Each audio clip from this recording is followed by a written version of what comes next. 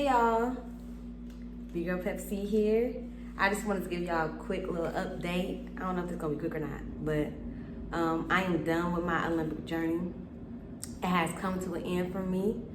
I did not have enough points to be nominated to go further. I did my best though. And yeah, a lot of people ask me questions on my Olympic journey, and a lot of y'all don't know that I am not going further into my Olympic journey. So I wanted to explain to y'all a little bit of what's going on, like on a grand scale. Like once I got to the international level and I was competing for those Olympic points, those battles were to nominate me to get to certain events, to make me eligible for certain events like the Pan American Games, like Oki West, and so forth. But I was not able to qualify because I did not have enough points because I was in 4th place. The Nationals, me losing in the top 8 really put me in a tough spot for sure because I just wasn't doing that well internationally. And there's some reason for that. There's some reasons for that. We could definitely talk about that a little bit, but if y'all talked to me before, if y'all kind of picked up on it in some of my other vlogs, y'all know that a lot of it is because the advice that I was getting, it just wasn't good advice for me.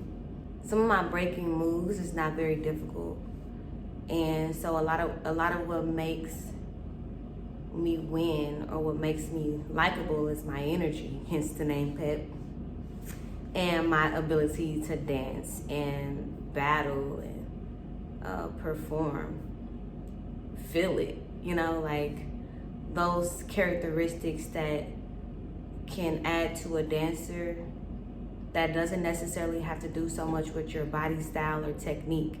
It has more to do with your choices. And I think that's kind of the category of dancer that I'm in, and I don't feel like my coaches understood that. Now, I did have a span of time where I was working with Rock's Right, and he really just was trying to get me to up my technique and breaking in general. So we was working on techniques. He was training me, giving me drills, giving me certain things to work on within transitions and freezes and stuff like that. And I felt like that was more useful for me because it was giving me tools in order to use and add into my natural style, my natural element, versus trying to force me into an approach that don't work for me. And the approach is I'm not good at making sets or coming into a battle knowing exactly what I'm going to do beforehand because things can change. I like to be flexible. I like to be able to adapt. I like to go off of how I feel. But I do still believe that it's good to have a couple of rounds in your pocket that are just like, it's just a hitter.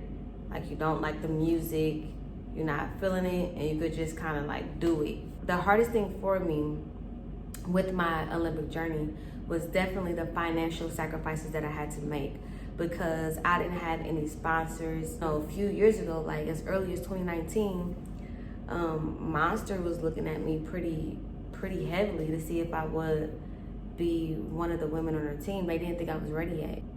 Red Bull was supporting me through under my rings program, and they were helping me with a lot of the events that I was going to. I was getting help by Red Bull. If I was wearing Red Bull gear, I was getting help by Red Bull. Red Bull was one of the reasons why I was there. I had to work part-time, break part-time. Oh, I was also on the Pacers team. That was a whole nother level of crazy, you know what I mean? But I used the Pacers to like help me with my nerves when it comes to big crowds because that was something I wasn't used to when I started to do these international battles. Those crowds were big. And the pressure was on. I was trying to work on dealing with that pressure and being able to like execute my moves under those pressures, or at least to lessen those pressures and kind of get used to it. And it helped to a certain extent, but it was totally different. Like doing a performance to the same music on the same court in the same way, same timing. It's just not the same thing as a battle where it's so many variables that change that you really don't know, you know what I mean? Anyway, so yeah, the financial strife was really, really hard. Like I remember I went to Chile with $26 in my bank account. I didn't have much. The thing about it is that my community was so like big and involved in a lot of what I was doing as far as trying to make this impact and going to the Olympics and being an Olympic hopeful. My community is like the only way I was able to do it. So the fact that I didn't have no sponsors, it didn't used to bother me that much because I know that I'm not in this dance for no like fame or to be put on a pedestal. I just really like breaking. We're gonna have to shout everybody that ever helped me on my Olympic journey. I'm gonna have to shout y'all out. I really appreciate y'all. Y'all close to my heart. And when I think about my Olympic journey and I think about like the hardest and the toughest times as far as financially, not knowing where the money gonna come from, not knowing if I'm gonna be able to get there, and really just put my heart just out there that I needed support and I needed help. Thankfully, Red Bull did end up supporting me for a long stint. And then when they decided that they was going to shift, I don't know why they shifted, but they end up dropping me, you know what I mean? But like, I didn't have no contract with them. They stopped their support with me. They kind of cut me off. They randomly, like I had to come up. Thankfully, I had this grant, y'all, that was able to help me to go to Japan. So Japan, I found out that I didn't have the funds to go there 2 weeks before. Red Bull randomly was like, first of all, I had to call them. They wouldn't even gonna tell me. That's not cool, y'all. That's not cool. I didn't like that. But you know, it's nothing personal. I understand that it's nothing personal. And you know, I did get some advice, and it was like, I'm just telling you, like, you need to win more, basically. You need to make more noise and win and this and that, you know. Red Bull was looking at me, I believe, to be an ambassador. I just feel like I didn't perform well to them. And so they probably just don't look at me as a benefit to their brand. And at that point, you know, business is business. I disagree. You know, it's crazy because Snipes was also helping me. Snipes was helping me. Snipes helped me to get to one of my regionals before. And then it was crazy because right when Red Bull decided not to support me, my grant check came in. And that's how I was able to go to Japan, through my grant. And that was the first grant I ever tried to do, and I got it. You know, the Pacers was gonna help me.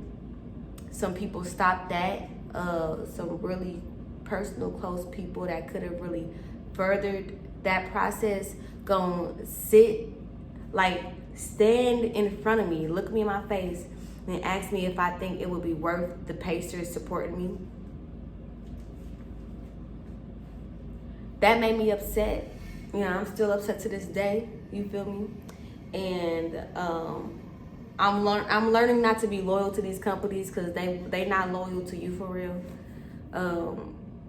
You just gotta make your bag. Just get your bag, sweetie pie. Just get your bag.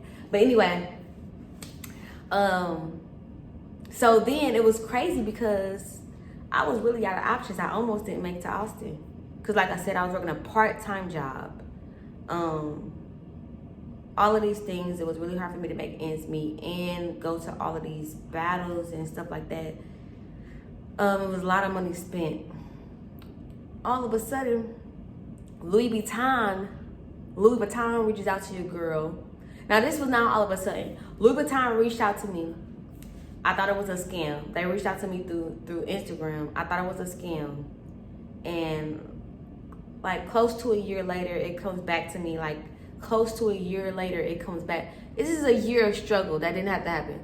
But it comes back to me. And they supported me from the Austin Nationals until the end. And we're still waiting on me, asking me if I was going to be able to go to Hong Kong in December. Yeah, so it's just been real interesting financially. It's been real hard. Right now, I'm using this time, in the meantime, in between time, to you know, build my finances. My loans hit.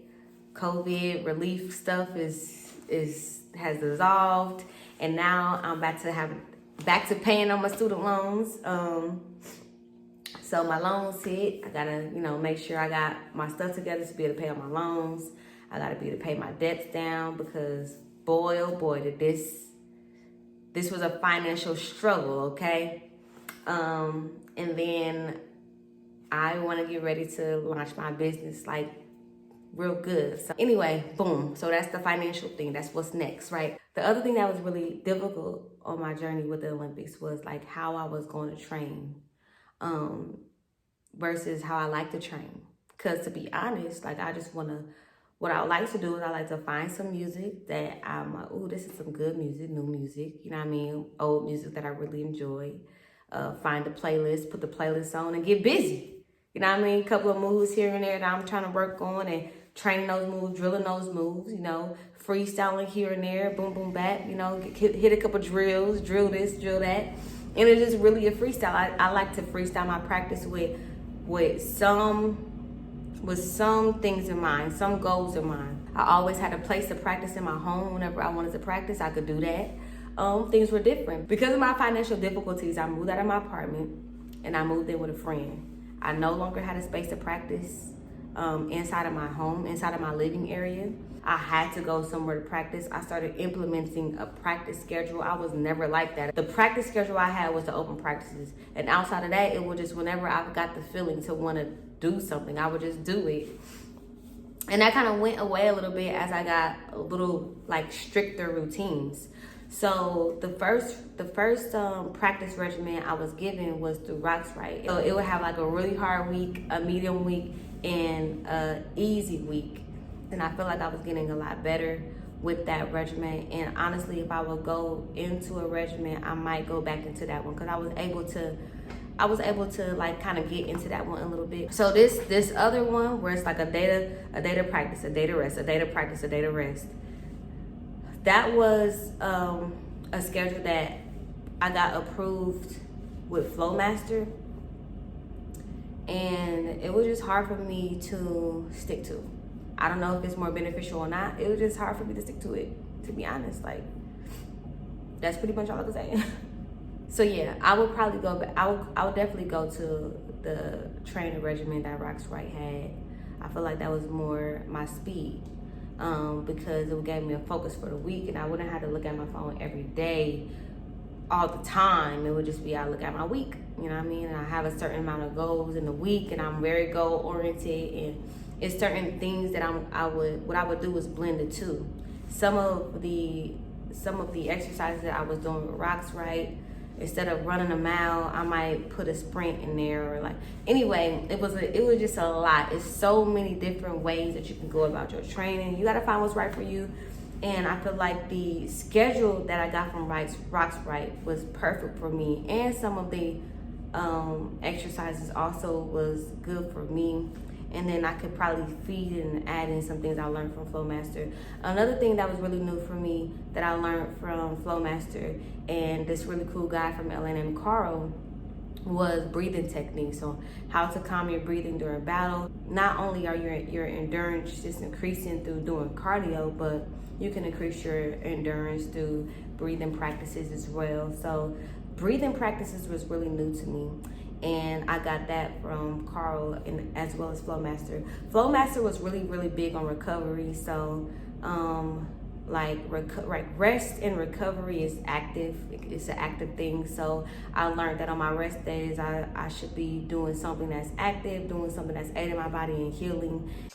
Yeah, y'all, my memory ran out, so I had to pretty much stop the talk. But I feel like I said everything that's kind of like entails how it was, like trying to be an Olympic hopeful, and kind of, you know, I didn't get into the stuff about the USOPC, but I was able to get a stipend because I made top 16 before, so I got a little bit of a stipend, and that helped me out a lot. And so as I progressed throughout my journey, I did get a little bit more financial help. But y'all, so what's next for me is like I'm really trying to expand my dance experiences. So I did some dance theater work. I did, you know, back on the Pacers, and I just want to do more things like that as far as dancing and what I'm like outside of battling. And stay tuned. I got more to come. I got lots of things to come. So stay tuned. Peace.